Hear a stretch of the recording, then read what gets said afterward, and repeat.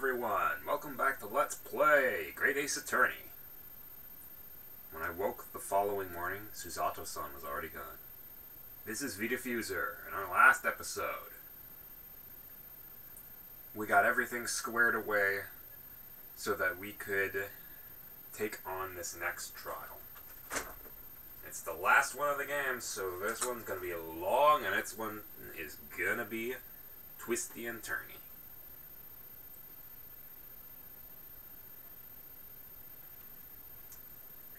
Outside the window, the rain came down in sheets.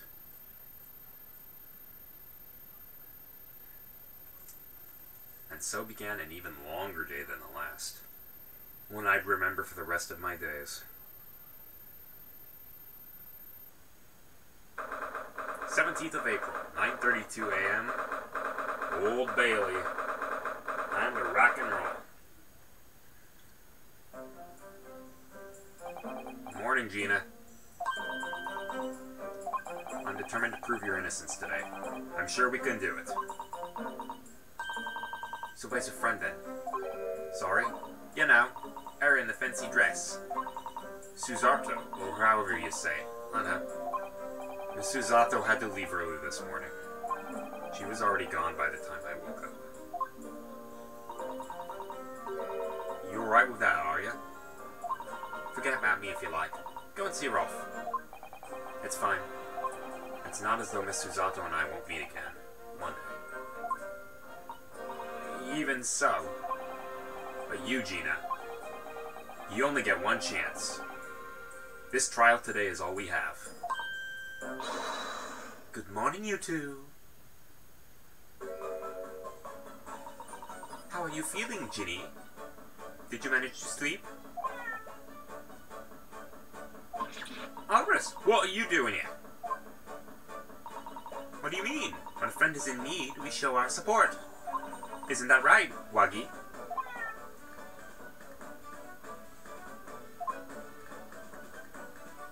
Ah! Wagi! Great way to show your support, kitty. That's cats for you. They are controlled chaos. I'm moving those around. What harm can it do? Oh, that reminds me. I bought a paper on the way here. Now, would you like the good news or the bad news? What do you say, Runo? Ginny?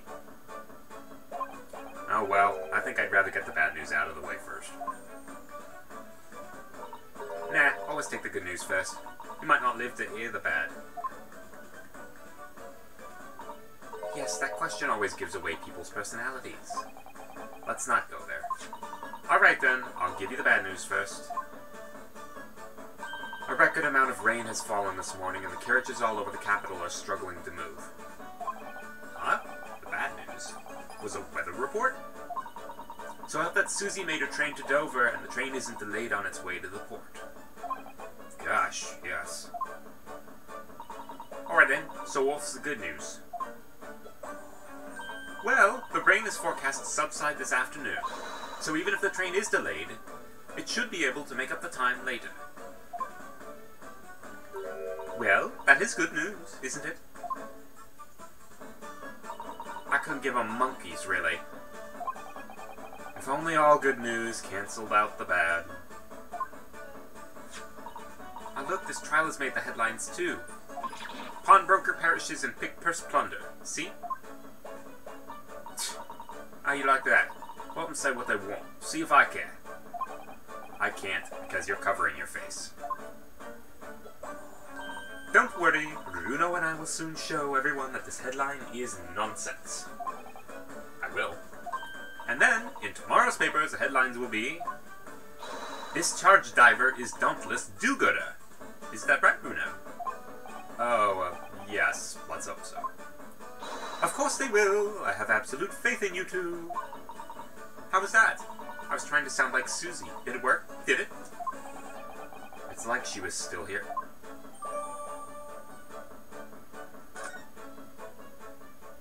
Alrighty. Good luck then, Runo. I'll do what I can. Obviously, I don't know the law like Susie does, but still... I'll I'll be by your side the whole time, giving you moral support and encouragement. And artillery fire. I'm not sure that big thing is as comforting as you think it is, to be honest. But thank you, Iris. That's very kind of you. Oh yeah, Iris. Yes, Ginny? Well, I was wondering is all about Sholmes. Did I fix him up all right? Yes, the operation was a great success. But Hurley still hasn't come around yet. Hey! I've asked a friend of mine at Scotland Yard to send a telegram as soon as he wakes up. I'm sure Gregson will let us know the moment there's news. Oh, Roy. No Susato-san and no Mr. Sholmes. It's all down to me today to prove that Gina's innocent of this crime. No pressure. Miss Gina Lestrade, counsel for the defense. Trial's about to begin. Please make your way to the courtroom. It's time then. Let's go, Gina, Iris. Alrighty. Time to end this one with a bang. Lead the way, Runo.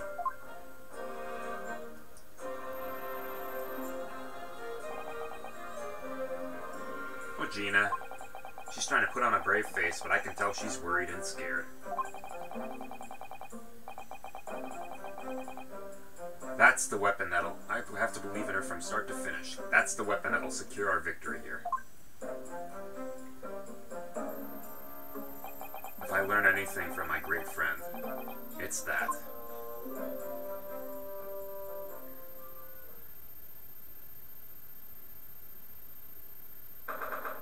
Alrighty, here we go.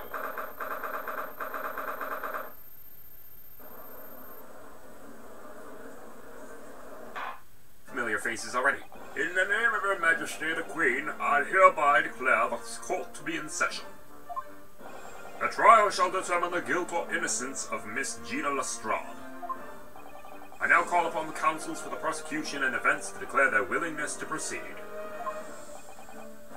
The prosecution is ready.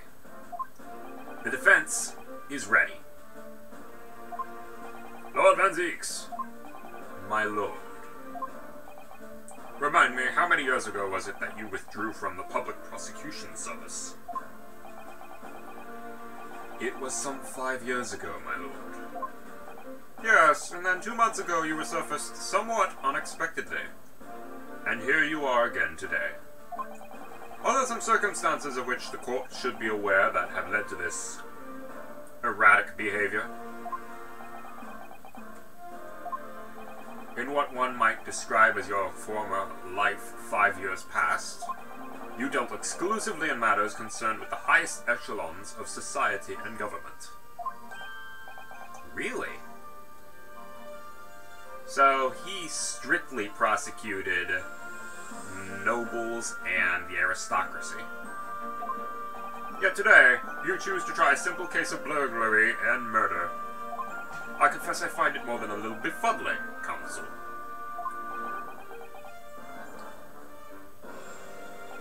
There are 2 types of person I cannot abide. Firstly, those wealthy scoundrels who hide behind a mask of philanthropy to cheat the public at large. Well, gee, who does that remind us of? Magnus McGilded. He means Mr. McGilded, who you defended against the Reaper 2 months ago. Yeah, I just about managed to work that out. Thank you. Magnus McGilded. If I'd known what a monster he was, I never would have defended him. And secondly, even more loathsome, those wily scoundrels who masquerade as allies only to effect total betrayal in the final hour. In other words, the confidence stricters from the tiny islands in the far east. The Nipponese! Oh, shut up. What? Did he really just say that? He means you now, Runo. I actually managed to work that out too, thank you, Iris.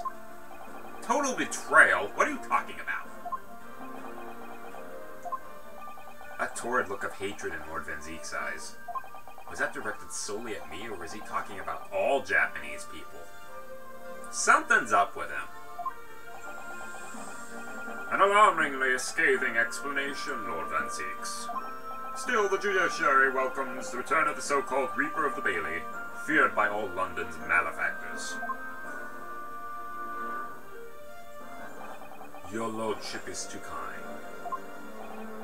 Now, jurors, the 6 of you have been selected at random to represent the will of the people in this trial. Oh, there's Mr. Garadeb over there. There's the maid from the first trial, someone we haven't met, the doctor from the last trial, the person from the last trial, who I guess is a doctor, and also the typist from the first trial, and that guy's from the steamship one. That's the revolutionary guy. Former lieutenant in the British Army, don't you know? Chaps like me were born ready. Clean crockery, clean cutlery, and a clean conscience. His lordship's motto is very appropriate here, I think. Everything will be in stereoscopic in the future. Absolutely, absolutely everything. And I'm ready for it. Gah! I don't understand it. I can't have left it in there. It's not possible. What could I have? Women indispensable in society. Stop. Female-centric future awaits. Stop. That first one, definitely true. That second one, got a ways to go. Unfortunately for us.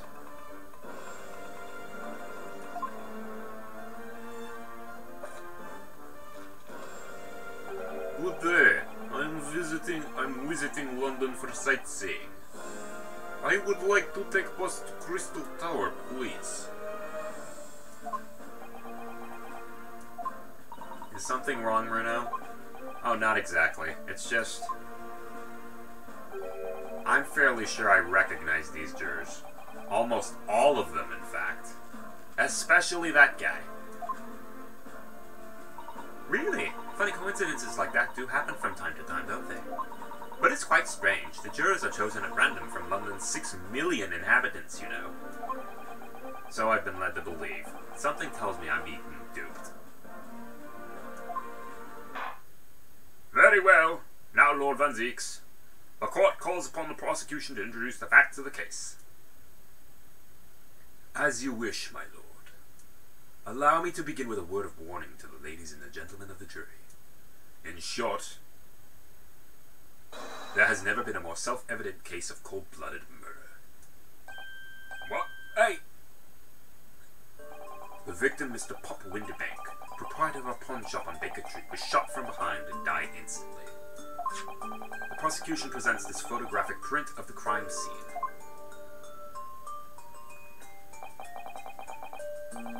As the court will observe, there is a single bullet wound just below the gentleman's left shoulder. The evidence suggests the bullet pierced the man's heart, resulting in near-instant death. Moving on to the findings of Scotland Yard's coroner, his report states the bullet entered the body on a rising diagonal trajectory. And what's that supposed to tell us? It means the victim was likely shot by someone significantly shorter in height than himself. Someone like the accused, you might say. Oh! The prosecution wishes to present the autopsy report and crime scene photograph as evidence, my lord. Indeed, the court accepts. Hand them to the bailiff, please. Alrighty.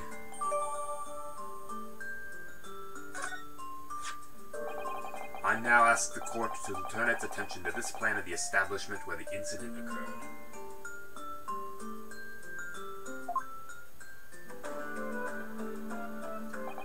The proprietor was found in the storeroom where he kept articles pawned to him. A windowless room with a single point of entry. A door to the main shop that was found locked. Windowless door? A windowless room. Oh, right. Yeah. It doesn't have windows. In this sealed chamber, there were only 2 persons present. It's another friggin' locked door mystery. The victim, Mr. Winterbank, and the accused. may further interest the court to know that when the accused was discovered at the scene, she had in her hand the gun used to fire the fatal bullet. Well, that's that, ain't it? Nothing more to say. Isn't that grubby little girl a pickpocket anyway? She's one of those filthy drags that live in the slums in the East End. Oh well, it was only a matter of time before she got blood in her hands, eh? What the jury's waiting for, the girl's guilty as hell. We can't jump to conclusions here. We mustn't assume her guilt because of what she has to do to survive. Good show, good show.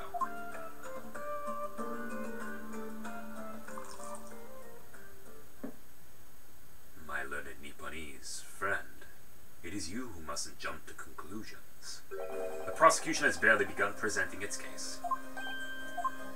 Conveniently, this appalling act of murder did not go unobserved. There were witnesses. Good gracious! After their testimony, this girl's true nature will be exposed. Pitiful pickpurse, or cold-hearted killer. Here's to establishing the truth.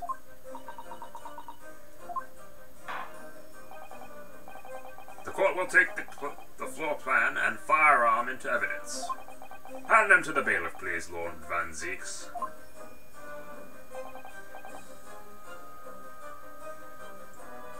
My lord.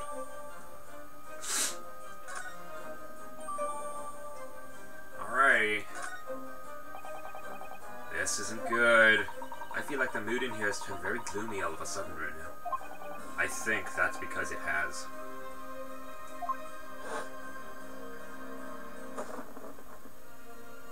Geez, the coat's already off. Let us begin. Bring forth the witnesses to the foul murder of Mr. Pop Windibank on 16th April of this year. Let's go! Okie dokie! Witnesses, state your names and occupations for the lower court.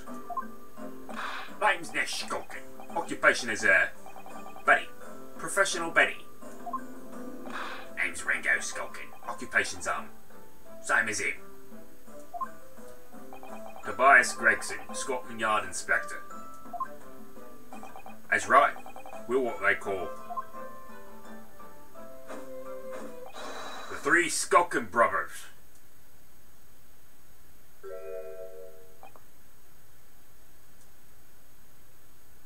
What are you looking at me like that for? Don't let me in with you lot.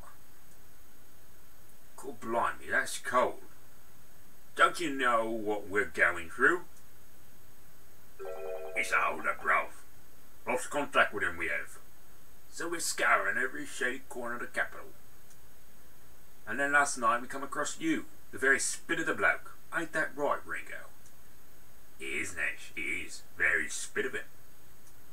So we decided then and there that what we was gonna do. We was gonna call ya Big Bro Skulky. Come on, leave it out, you two. Skulky Skulkin. And that's before he's run out of chips. Well then, Inspector Skulky Gregson. Oh, good. I should just call him that for the rest of the game. Begging your pardon, my lord. The name's Tobias.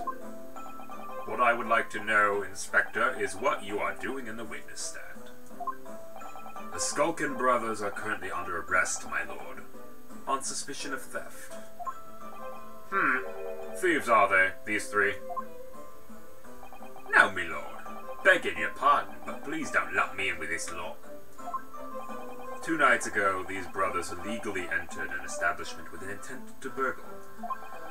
And in the course of their nefarious activities, they became embroiled in a far more sinister crime. By Jove, you mean to say? What extraordinary coincidence. Indeed, my lord. While attempting to burglarize the pawnbrokery, they witnessed its proprietor's murder. He's on a crate. Order! Order! The various trespassers of these brothers is not the subject of today's proceedings, though they will naturally face trial in the very near future. With your lordship's permission, I'd like to remain in the stand to keep these gents on the straight and narrow. Of course, Inspector. Skeptical as I am about the caliber of these witnesses, I will permit them to take the stand.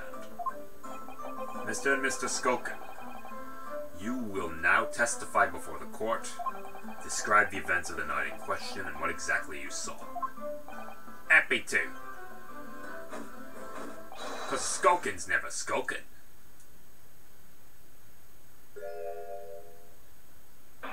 Get out of it.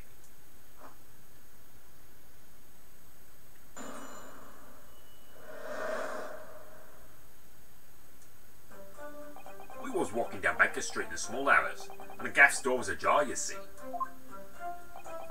It was like some kind of sign, begging us for going in, it was. Well, once we got inside, caught blimey lummy, we had a gunshot from the back room. We went in to see what. The door was locked from the inside. We never done nothing, Gov. We never took nothing. We just left after that, nice and quiet.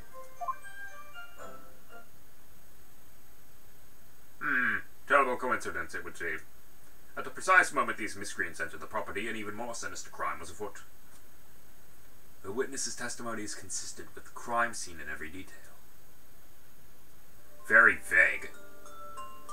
The door providing access to the storeroom from the main shop was indeed locked from the inside. And within, only the victim and the accused were found. I must say, it does appear to be an overwhelmingly simple case.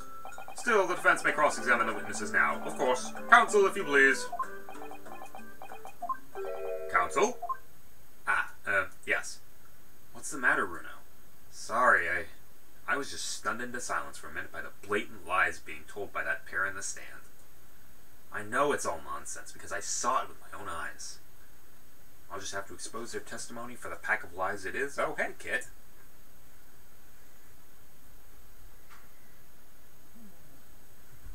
Cross-examination. Let's get started. Blah, blah, blah. Not that one. Not that one. Not that one. That one.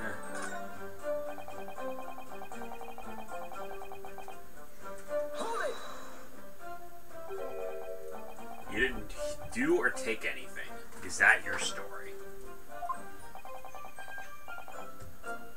Well, it was bedlam soon as, weren't it? It wasn't actually, it was. Anyway, I have time to pull me dukes out, me Lucy lockets. So with no time to take your hands out of your pockets, you just left nice and quietly, you say? That's right, Governor. Nothing we ain't more than violence. Peace-loving nibblers we are, not bludgers. We are, Nash. We are. Never even pull me dukes out of me Lucy lockets. So you'd clearly like us to believe. Aye, come again.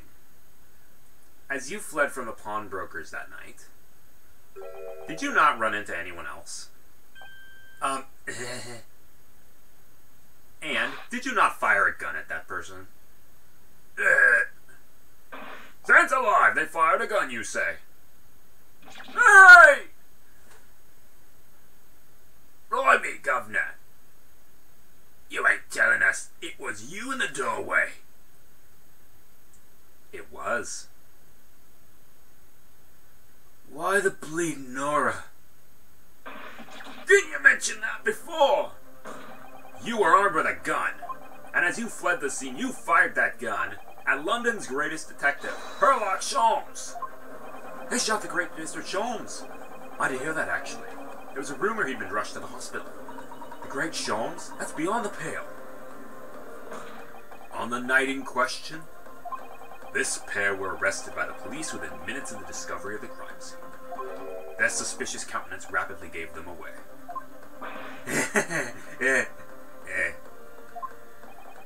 And when searched, a firearm was indeed found in their possession. Furthermore, the barrel shows sign of a shot having been fired from it. The prosecution invites his lordship to examine the firearm recovered from these brothers.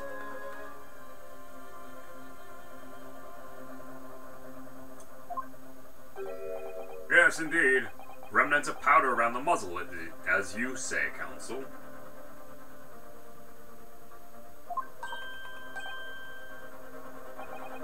The court will hold this weapon as evidence. The Skulkin brothers' gun. Boy, did they just step into it. Now, my learned Nipponese friend. Yes? Here's to you successfully presenting the evidence. For yes, there are the telltale sales of spent powder on this gun, and a single bullet missing from the cylinder. But the prosecution demands evidence that it was fired at the scene of the crime under scrutiny in this hall. Trial. Well, I don't need evidence, because I was there. Objection!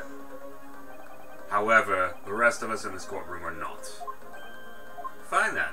If the defense fails to provide evidence in support of its rash claim, we shall have no choice but to toast your incompetence and move on.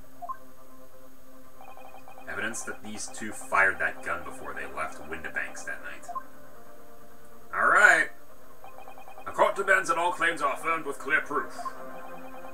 What evidence shows these witnesses unloaded a firearm? Alrighty. Blood samples.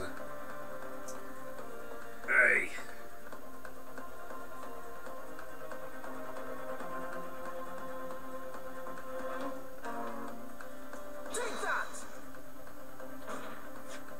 The evidence is in this portfolio. What on earth have you there, Consul? During the course of our investigation, we discovered a number of bloodstains. Not trusting the police to do the job they're trained to do? How arrogantly Nipponese of you. Well, anyway, we analyzed all the blood samples we found and recorded the results in this portfolio. A new claim to have the evidence and the court is demanding therein. Yes, my lord. No more dallying then, counsel. Present the pertinent evidence at once. What do you have in your portfolio that proves these witnesses unloaded a firearm at the scene? Alright, that's our first blood sample. Take that! What is that? Explain. It's a photographic print taken at Windibank's pawnbrokery at the day of the incident. From the scene of the crime, is it? Is that a bullet hole? And if my eyes do not deceive me, it appears the bullet is still lodged there. Yes, as your lordship noticed, the bullet pierced Mr. Windibank's calendar. The date shown being the 16th of April, the very day of the pawnbroker's death. The incident occurred at 1 hour after midnight, but this indicates that a separate shot had been fired sometime after the calendar had been set to the 16th. That's right, and while it isn't irrefutable, the defense believes this is the credible evidence that the witnesses did fire a round from their gun in the pawnbrokers that night. Hey!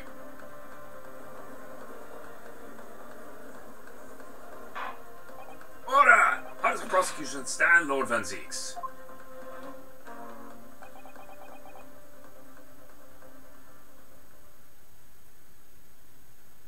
If that is the direction my learned friend wishes to take, the prosecution has no objection. What? But you'll forgive me for flinging my hallowed chalice aside in disgust at the repugnancy it exposes.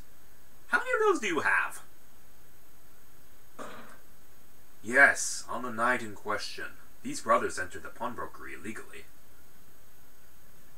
And like the bold baddies they claim to be, opened fire on the new arrivals before fleeing back into the street. Hey! Take it easy there, Governor. You're gonna land us in the soup. We had a deal. You ain't gonna get into them details. Tell him, Sulky. Set the bloke straight. I've nothing to add.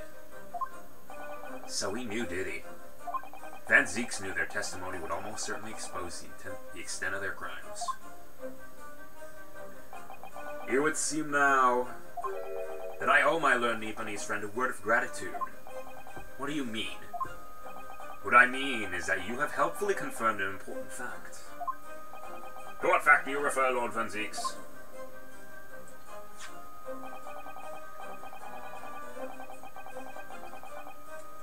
It has been established at the point of their arrest a single shot has been fired from the brother's gun. However, if that shot found its target in Mr. Sholmes, then clearly these witnesses cannot be accused of the fatal shooting of the proprietor and the victim. Hey! In other words, these two men have no material connection to the murder of Mr. Windibank at all. So that's it.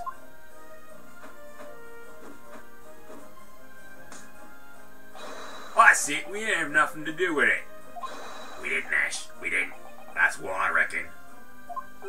Your crimes include unlawful entry, intent to steal, perjury, and let's not forget, attempted murder. Quite a catalogue, eh, fellas?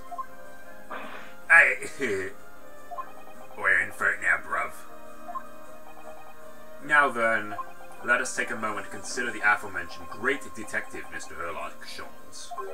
You would see the man patronized the pawnbrokers in question somewhat regularly. Where's he going with this? Mr. Sholmes appears to take great pleasure in tinkering with eccentric machinery. Eccentric? Says who? Not me. Don't give me that look. He installed a pair of machines like this one in the victim's shop. Oh! That's one of Hurley's red-handed recorders. What is that, counsel? It has the appearance of a photographic contraption. As your lordship has surmised, is indeed a camera attached to a small timing device. Every half an hour, it automatically photographs the interior of the establishment. The idea being that if a thief were to break into the shop, he would be caught red-handed. The prosecution has obtained the photographs taken by the device on the night in question.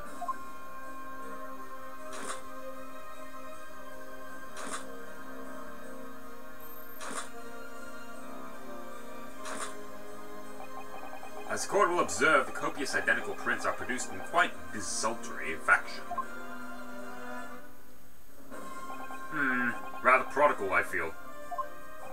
In fact, there are 2 such devices in the victim's shop, my lord. If I may refer to the court to the plan of the premises, their respective positions are here and here. You say these cameras produce a print every half hour. I'm afraid I fail to see how that would help if the anticipated thief concluded his activities in one of the many 30-minute intervals. One can only pray that the would-be criminal lingers, my lord. On the night in question, the witnesses currently in the stand were not caught on camera. Hey, that's a bit of fraud talk, eh, bruv? Lady Luck loves a skulking. Witnesses, at what time did your trespassing begin? Must have been just after 1. Right, bruv? Must have been, Ash. Must have been, yeah. Just gone 1. In which case, minutes before these brothers enter the establishment, what scene might we expect to see within the shop? Let us examine the evidence. Good lord! It's the defendant, Gina Lestrade. Oh, that's, our case. As the court can clearly see, the accused is pictured, gun in hand, facing the victim over the shop counter, no doubt coercing the proprietor to open the door to his storeroom. Quite, one can only too easily imagine the events that unfolded. The court will take this photographic print as evidence, if you please, counsel. Oh boy, we've got it now. I don't believe it. Ginny. In short, the accused is the only person who could possibly have killed Mr. Windibank. Ow! I say, my lord.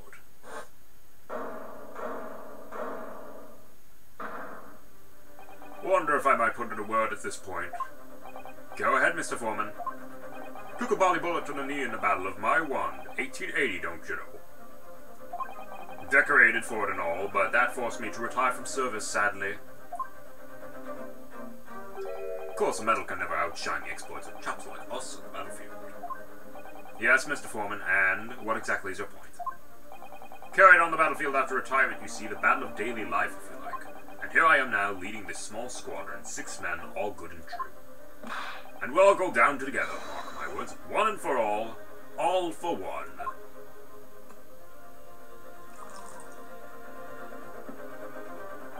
The ladies and gentlemen of the jury have reached agreement, have they? Is that what we are to understand? Well, Mr. Foreman, is that correct? In a matter of speaking, yes, that is Garrett Squadron's position. Sir! No! It's too soon to make a judgment here. Status report for the court, men, on the double! His lordship insists on promptitude at all times, and that goes for making decisions too. I can find the truth as clear as day now. I could reach out and touch it. I wouldn't have left it in there. I just wouldn't. But in all honesty, I can't actually remember. Situation clear, stop. No room for doubt, stop. Truth now undeniable, stop. I am very sorry for brothers. They are unlucky. Very well. I now call upon each member of the jury to state his or her leaning into this matter. Pronounce your considered verdicts to the court. Guilty. Guilty. Guilty. Guilty. Guilty. Guilty. That's a unanimous verdict.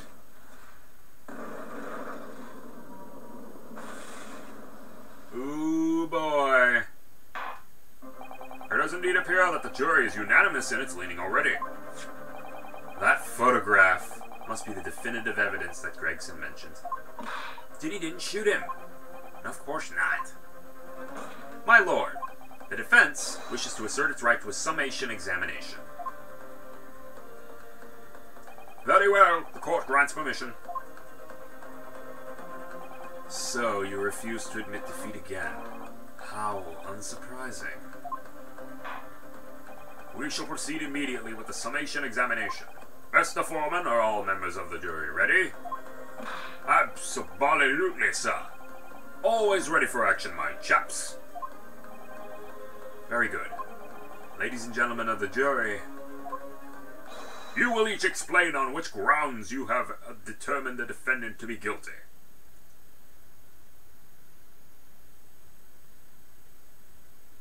Judicial findings.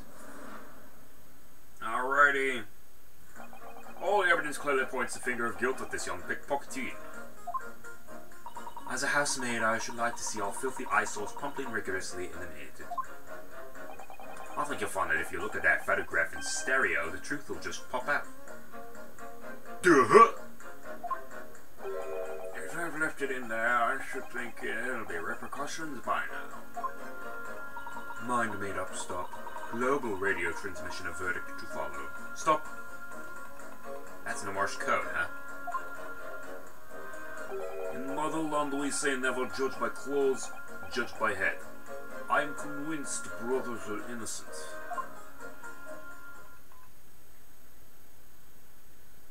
The circumstances of the crime and the evidence do indeed implicate the defendant rather comprehensively.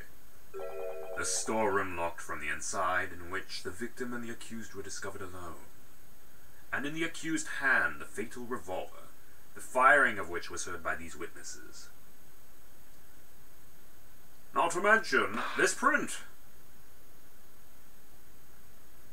Take it from a chap who's seen action on the battlefield. That young girl's on the verge of pulling the bally trigger. Thanks a lot, Mr. Sholmes. Oh dear.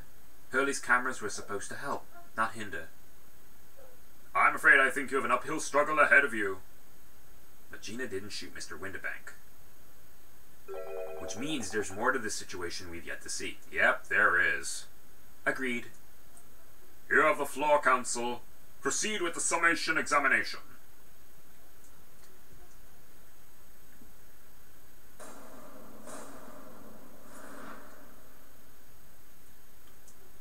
Alrighty.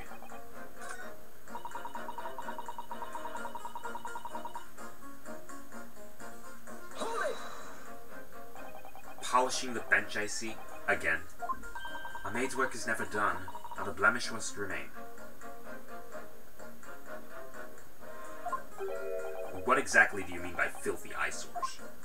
On my way to market for his lordship, I have to pass through the East End. The place is full of beggars, pickpurses and crossmen, the scum of the earth. A little harsh, perhaps? Let me be plain. If it were up to me, all those back slums would be made spick and span or eradicated. At least we have people like the great detective working to achieve these important goals. You're referring to Mr. Herlock Sholmes. That's right. I like to keep abreast of his exploits by reading Man's magazine between my duties. He does wonders cleaning up London streets. In my opinion, he should be declared an honorary maid of the capital. Don't give the DeviantArt community any ammo. Mr. Sholmes, a maid? It's really quite unforgivable. Got a scum having the audacity to shoot our very greatest detective. Minor detail. It was the two brothers in the stand who shot Sholmes, not the defendant. A minor detail indeed. They're all gutter scum as far as I'm concerned.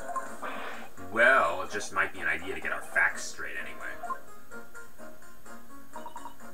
Yes, alright. I shall amend my statement. Those brothers are the scum of the earth. They should swing for shooting the great detective. Well, if that's the case...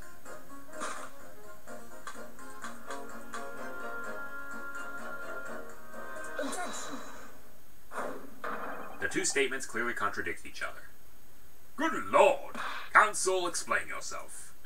Oh my statement. Contradictory. Contradict. C-O-N.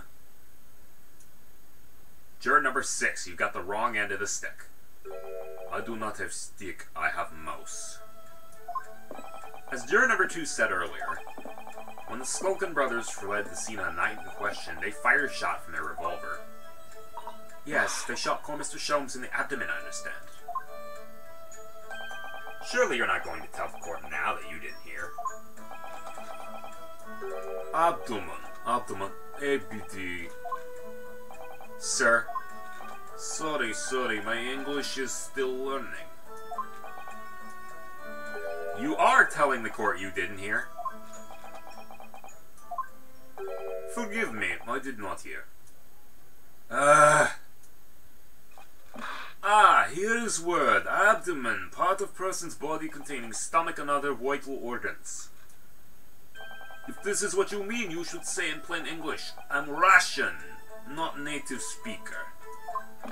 Who thought it was a good idea to let this guy be on the jury again?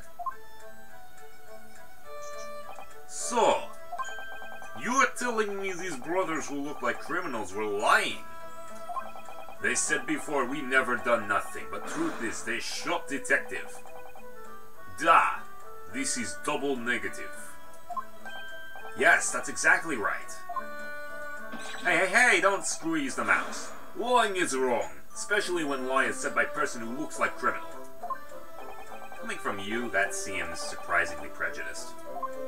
This means, when they said we never took nothing, maybe it was also a big fat lie. Is this true? Well, according to the police report, no stolen goods were found, so... Enough! I trust no one now. It's not the mouse's fault, though, sir.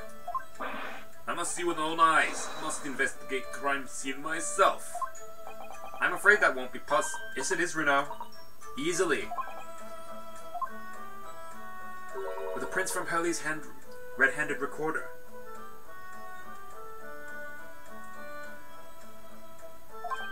If you compare the print that pictures Ginny and the next print from half an hour later, you'll be able to see straight away if anything was taken or not.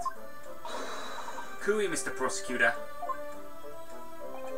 Tut-tut. Calling on the prosecution in the middle of a summation examination of all times. The print showing the accused threatening the victim after she broke in the shop is this one. Following this, the victim and the accused moved into the storeroom. Meanwhile, the Skulkin brothers entered the shop and summarily heard the fatal gunshot ring out. Sadly, none of these events were captured on film. This is the print produced by the camera half an hour later, after the brothers' flight.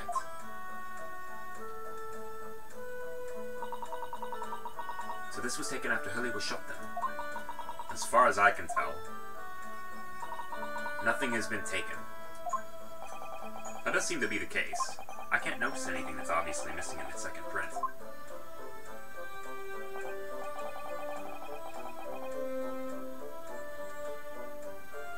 So the brothers who look like criminals told only one lie. They shot man, but they stole nothing. It would seem so, yes. And we will continue this next time.